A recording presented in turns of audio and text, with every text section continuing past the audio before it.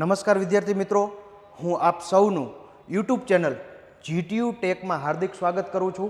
આજે આપણે mathematics સબ્જેક્ટના logarithm વિશે અભ્યાસ કરીશું. આની પહેલાં આપણે બેઝિક રૂલ્સ આપણે જોઈ ગયા હતા.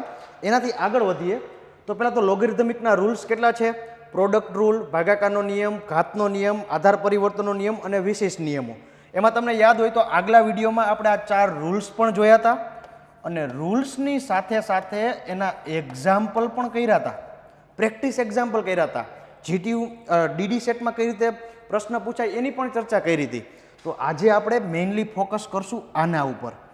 એમસીક્યુ પૂછાવાની શક્યતા આમાંથી ઘણી બધી છે. ઓલી વખતે 2 એમસીક્યુ સોલ્વ કર્યા હતા, એમાં વિશિષ્ટ રીતનો ઉપયોગ કર્યો હતો કે નહોતો કર્યો? તો આમાં આપણે વિસ્તારથી જોશું, જેથી કરીને કોઈ પણ જાતની આપને તકલીફ પડે નહીં. આગળ જોઈએ ચેન્જ ઓફ બેઝ રૂલ. પાછું એક રિવાઇઝ કરી લઈએ. ચેન્જ ઓફ બેઝ રૂલ શું કહે? તો કે લોગ મેઇન એલિમેન્ટ x છે તો એ હંમેશા ઉપર આવશે, બેઝ હશે એ હંમેશા નીચે આવશે. ઉપયોગ કર્યો તો, દાખલા કર્યા હતા. એના પછી સ્પેશિયલ રૂલ્સ છે, એટલે કે વિશિષ્ટ રૂલ્સ છે. એમાં પહેલો આ છે કે માની લો કે કોઈ લોગ આપેલો છે, એનો મેઇન એલિમેન્ટ 1 છે અને બેઝ 1 એલિમેન્ટ a છે અને બેઝ પણ a છે. ઇટ મીન્સ આ બંને કેવા છે? સેમ છે, તો એનો આન્સર 1 આવે. ઇટ મીન્સ કદાચ માની લો કે આવું લખેલું છે કે log 3 અને એનો બેઝ પણ 3 છે, તો આનો આન્સર હંમેશા 1 હોય. જો આ બંને સરખા હશે તો એનો આન્સર હંમેશા કેવો હશે? 1 હશે. તો આ પહેલો રૂલ્સ. બીજો, log 1 આપેલો હોય, બેઝ ગમે તે હોય. ફરી વાર કહું છું, log 1 આપેલો છે, log 1 આપેલો છે, બેઝ ગમે તે હોય, આન્સર હંમેશા 0 જ આવે. તો હંમેશા યાદ રાખવાનું log 1 ઇક્વલ્સ ટુ 0. તો આ થઈ ગયા 2 સ્પેશિયલ રૂલ્સ. હજી 2 સ્પેશિયલ રૂલ્સ છે, એ પણ જોઈ લઈએ. અહીંયા આપેલું છે. શું આપેલું છે? તો કે એના પાવરમાં આપેલું છે log b બેઝ a. બરોબર? તો એનો આન્સર b કેમ આવ્યો? ખાસ ધ્યાન આપવાનું. જેનો પાવર છે a અને જેનો લોગનો બેઝ છે a, ઈ બંને સેમ નીકળે તો આન્સર હંમેશા આ બાજુવાળો જ થાય. ફરીવાર હું બોલું છું સેન્ટેન્સ. જેનો પાવર છે a અને લોગનો બેઝ બંને સેમ હોય તો લોગનો મેઇન એલિમેન્ટ આન્સર થાય. સાહેબ ઉદાહરણ દો ને એક. લોગ એનો 3 ના પાવરમાં બધું છે. log 5 બેઝ 3, 3 ના પાવરમાં છે. તો કોના પાવરમાં છે? તો કે 3 ના. બેઝ શું છે? તો કે 3. આ બંને કેવા છે? તો કે સેમ. તો આન્સર શું આવશે? Main element. તો આનો આન્સર આવે 5. બરોબર? તો આ રૂલ્સ પણ ખાસ યાદ રાખજો. બીજો છે સર log 0 હોય તો કે ઇન્ફિનિટી. બેઝ ગમે તે હોય, ગમે તે હોય. બરોબર? 2 વસ્તુ યાદ રાખવાની. log 1 એટલે 0, તો log 0 એટલે તો કે ઇન્ફિનિટી. આ 2 ખાસ યાદ રાખજો, ઘણી બધી જગ્યાએ કામ આવશે. તો આ વસ્તુ થઈ ગઈ લોગના વિશિષ્ટ રૂલ્સની. પ્રેક્ટિસ એક્ઝામ્પલ સર કરાવો તો કંઈક અમને કોન્ફિડન્સ આવે. તો પહેલો આવું આપી દીધું. આ તો સાહેબ બહુ પોઈન્ટવાળું છે, કાંઈ વાંધો નહીં. ચેન્જ ઓફ બેઝ રૂલ આવડે? Change of base. બરોબર? સિમ્પલ. તો શું કરવાનું? તો કે ભાઈ લોગ અહીંયા તો લખી જ નાખો 0.0001 અપોન log 10. બરોબર? નીચેનું નીચે, ઉપરનું ઉપર. આગળ જોઈએ. આને શું લખાય? આને શું લખાય?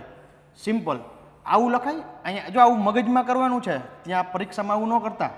1 2 3 ને 4. બરોબર? તો આને શું લખાય? 10⁻⁴ લખાય કે ન લખાય? એ ઉપર જતા રહીએ. બરોબર? અને માઇનસ થાય.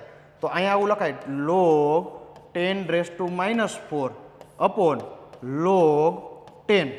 તો હવે શું લખાય? તો કે આ માઇનસ વાળું હોય એ આગળ આવે સાહેબ, ઘાત હોય.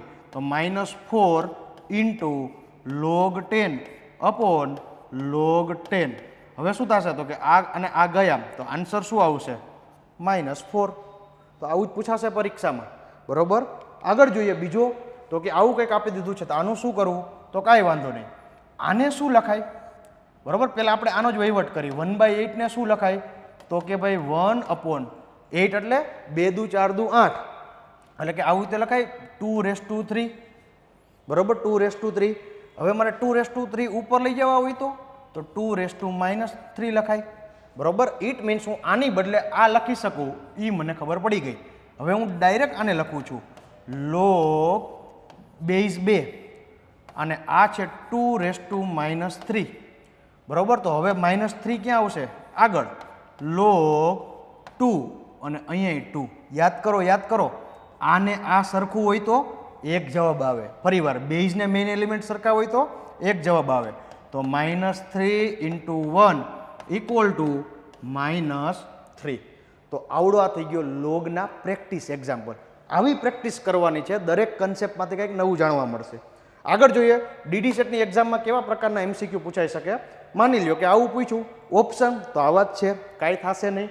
સિમ્પલ, મને બીજું કાંઈ નથી આવડતું પણ આ 32 છે એને હું આ પ્રમાણે લખી શકું 2 × 2 × 2 × 2 × 2 એટલે કે 2 દુ 4 દુ 8 દુ 16 દુ 32.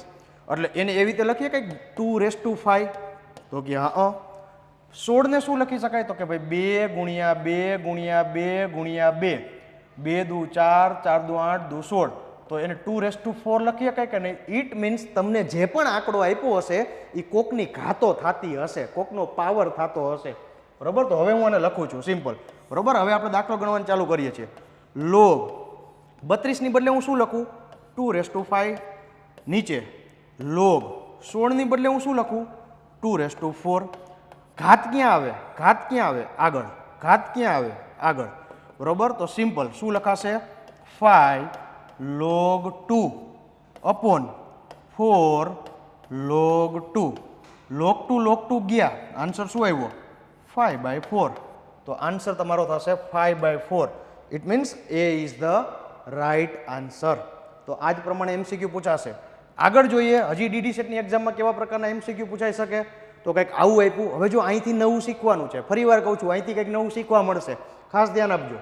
હવે આવું આપેલું છે, હવે મારે શું કરવું, આમાં તો કાંઈ સાહેબ ખબર જ નથી પડતી. સિમ્પલ, હવે સાંભળજો કે આવી જ્યારે કન્ડિશન હોય ત્યારે મારે આનો આન્સર લેવો હોય. સપોઝ માનો કે આના જેવું આપણે એક બીજું ઉદાહરણ લઈએ જેથી કંઈક વધારે ખબર પડે. આવું આપેલું છે log 2, અહીંયા આપેલો છે x = 1, આવું આપેલું છે. હજી તો પ્રશ્નની વાત જ નથી થતી, 2 મિનિટમાં સમજી લઈએ. હવે મારે ડાયરેક્ટ x લેવો હોય ને તો x = જે બેઝ હોય ને એને સામે મોકલવાનો, ધક્કો મારી મોકલી દીધો અને જે અહીંયા હશે ને એ ઉપર ચડી જશે, એટલે કે અહીંયા 1. એટલે કે એવું કહી શકીએ કે જે પણ સામે વસ્તુ હશે એ ઘાતમાં જતી રહેશે, એટલે કે અહીંયા આવશે 1. તો જ્યારે આવી કન્ડિશન હોય ને ત્યારે આને કરતા બનાવવો હોય તમારે ત્યારે બેઝ સામે જતો રહે અને ઓલું હોય એ ઘાતમાં ચડી જાય, બરોબર. તો હવે એ રૂલ્સનો ઉપયોગ કરો. મારે શું કરવું છે તો કે આને કરતા બનાવવો છે. તો આ 2 ક્યાં જાય, અહીંયા જાય. આ 1 ક્યાં જાય તો કે ઘાતમાં ચડી જશે. ઓકે, કાંઈ વાંધો નહીં સાહેબ, કરો ને આને કરતા બનાવી નાખો. કરતા બનાવવો એટલે બેઠું લખવાનું log 3x અને અહીંયા શું કર્યું તો કે આ 2 આમ વહી ગયા તો 2 આવી રીતે, બરોબર. તો આ પ્રમાણે તમે એને કરી શકો. હવે શું થાય તો 2⁻1 તો શું થશે 2 જ થશે. તો કે ભાઈ આ તો 2 જ રહેશે, બરોબર. એટલે હું અહીં લખી નાખું log 3x = 2. પાછું આવ્યું. જો મારે આને કરતા બનાવવું હોય તો કે સાહેબ આને ધક્કો મારો, ઉપર ચડાવી દો 2 ને.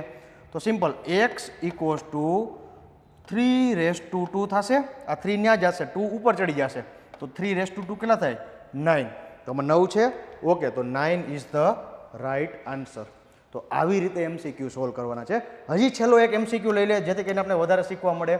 શું આપેલું છે તો કે આવું કંઈક આપેલું છે. હવે સાહેબ આનું તો મારે શું કરવું કંઈ ખબર જ નથી પડતી. આ તમારા મોડલ પેપરમાંય છે તો કાંઈ નહીં, શાંતિથી સિમ્પલ 3. ઓકે, અહીંયા શું થાય તો કે log 4, તો કે ઓકે log 4. નીચે શું થાય તો કે log 9. આ બધું શેનામાં છે તો કે 3 ના પાવરમાં વાત હાલે છે, કારણ કે 3 ના પાવરમાં જ છે. ઓકે, હવે તો કે ઉપર 4 એટલે 2⁻2, 3 એટલે 3⁻2 એટલે કે 3 ની ઘાત ને 2 ની ઘાત છે. તો કાંઈ વાંધો નહીં, 3 log 2 ની 2 ઘાત અને log 3 ની 2 ઘાત, બરોબર. કાંઈ વાંધો નહીં સાહેબ, આગળ કરો, બરોબર. હવે શું થશે તો કે ભાઈ આ 2 અને આ 2 આગળ આવતા રહેશે અને ઉડી જશે. આપણે વારાફરતી કરી 3 2 log 2 તો log 2 2 log 3 તો કે log 3 2 2 ગયા હવે વધ્યું શું ખાસ ધ્યાન રાખજો, હવે જોવાનું છે log 2 અપોન log 3. હવે હું આને કઈ રીતે લખી શકું? જુઓ તમે આવું જોયું હશે, આવું જોયું log, અહીંયા હશે y, અહીંયા હશે x, તો તમે આને આવી રીતે લખો log y upon log x. તો અહીંયા એવું જ છે log 2 અપોન log 3 છે, તો એને આ પ્રમાણે લખવું હોય તો આમ લખાય 3 log 2 અને બેઝ 3.